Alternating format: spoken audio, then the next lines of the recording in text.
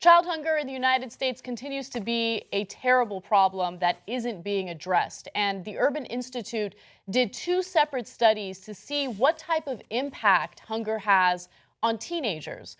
What they found was that many of them are now resorting to criminal activity, including prostitution, just to get food on the table.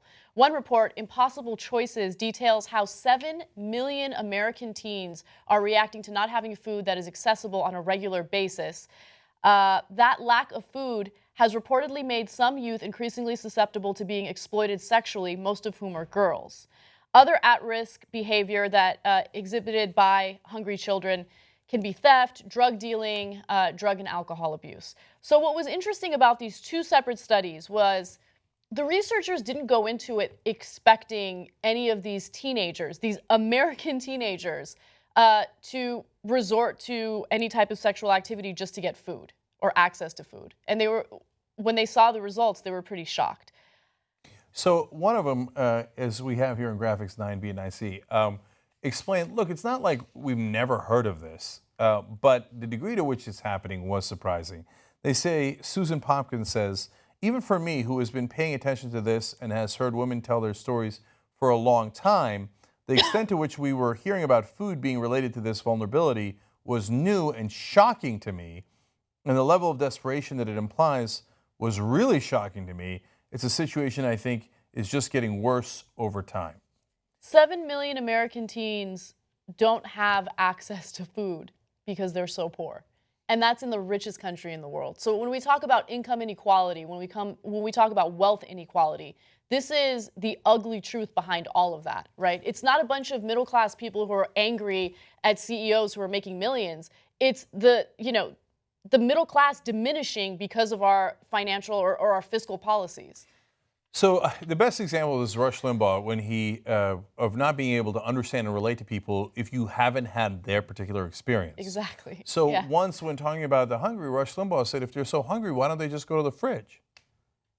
What did he say about Range Rovers? He had gotten hurt might have been Hawaii. It was on a vacation, and he didn't have insurance, so he had to pay out of pocket. And he said, what's the big deal? It was just the price of half a luxury SUV.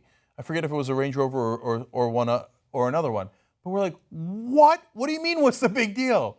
That is an enormous amount of money. But since he's a millionaire, because he sold out to the people who benefit from this system, right?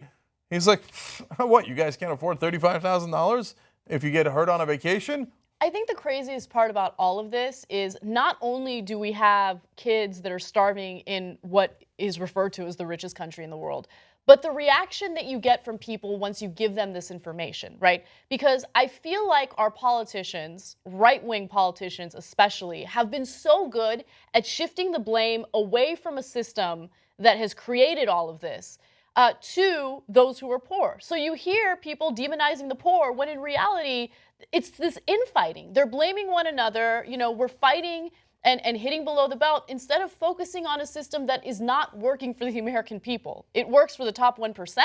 It works for the wealthiest people in the country, but it doesn't work for anyone else.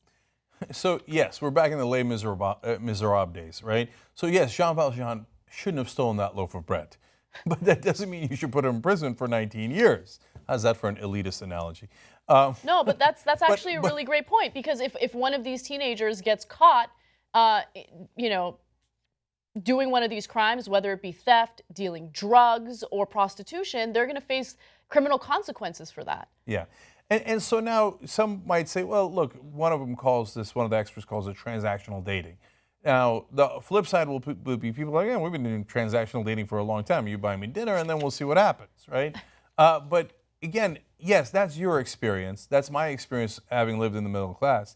That's not what we're talking about here. That's not what the researchers are talking about. They're talking about people who are so poor that they think, well, if I sleep with this person, I'll get a meal out of it. And if you don't know that kind of desperation, I'd be a little slower to judge and to dismiss it, but I'm sure some of you won't be. So there's one final component to this that I thought was interesting. The second study focused on certain government assistance programs and why these teenagers aren't taking advantage of them and resorting to criminal activity just to get food. What they found was that the stigma associated with programs such as SNAP or food stamps makes these teenagers afraid to even attempt to get it, right? So they don't want to get government assistance because of the stigma that they hear in the media. The second component is that they don't even know that they qualify for it or that it's an option for them. Yeah. Now, look, again, if you're sitting in a suburb somewhere and you're feeling pretty good and you don't need SNAP, great, don't take it. God bless. That makes sense. These guys are missing meals. They're hungry. They need the food. They're thinking of doing things, taking desperate action to get the food.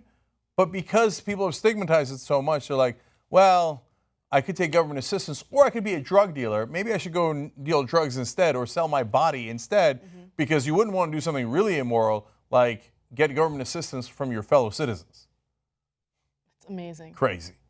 If you're upset with mainstream media, we have the alternative for you. Come build independent media with us. Your membership powers the Young Turks. tytnetwork.com/join.